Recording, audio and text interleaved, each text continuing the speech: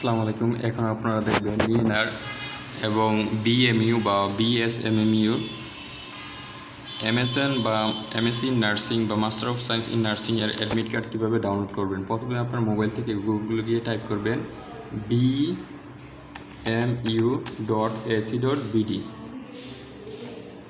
তারপর প্রথম যে লিঙ্কটি আসবে সেই লিঙ্কে ক্লিক করবেন, তারপর এই লিঙ্কটি চলে আসবে এখানেই।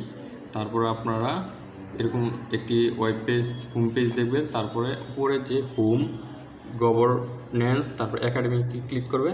তারপরে কোর্সের পাশে এই পাশে দেখেন অ্যাডমিশন, এখানে কিন্তু লেখা থাকবে অনলাইন ফর্ম ফিল আপ। যেটা আপনারা ফর্ম ফিল আপ করেছেন, যে লিঙ্কের মাধ্যমে আবেদন করেছেন, সেখানে ক্লিক করবেন। সেখানে ক্লিক করলে এখানে এটি চলে আসবে।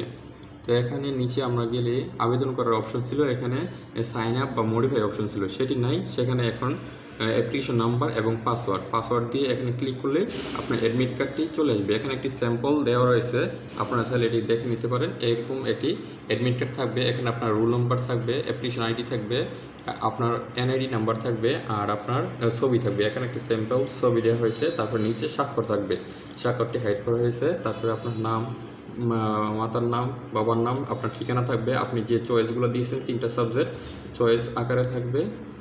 তারপরে ডেট থাকবে, কোথায় পরীক্ষা সেটি থাকবে। আর পরীক্ষার দিন আপনি বা পরীক্ষার সময় কী কী নিতে পারবেন, কী কী নিতে পারবেন না বা করতে পারবেন না, সেগুলো বিস্তারিত থাকবে। যেমন পরীক্ষা শুরু হবে 10টায়, কিন্তু আপনাকে উপস্থিত হতে হবে 9:30টায়।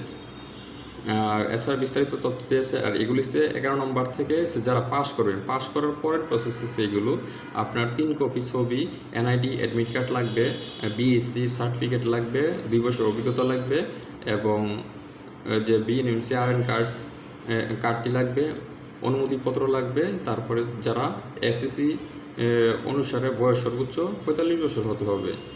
তারপর আপনার চাইলে এটি কম্পিউটার প্রিন্ট করে নিতে পারেন, অথবা মোবাইল থেকে হলে পিডিএফ সেভ করে নিতে পারেন। এভাবে ক্লিক করবেন, তারপরে আপনারা পিডিএফ একটি অপশন আসবে, অপশন থেকে আপনারা চাইলে এটি সেভ করে নিতে পারবেন, বা কম্পিউটার চাইলে এভাবে প্রিন্ট করে নিতে পারেন। তাহলে কম্পিউটার থেকে প্রিন্টার থেকে বের হবে। কম্পিউটার দোকান থেকে এটি প্রিন্ট করতে প্রায় 10 থেকে 20 টাকা নিতে পারে।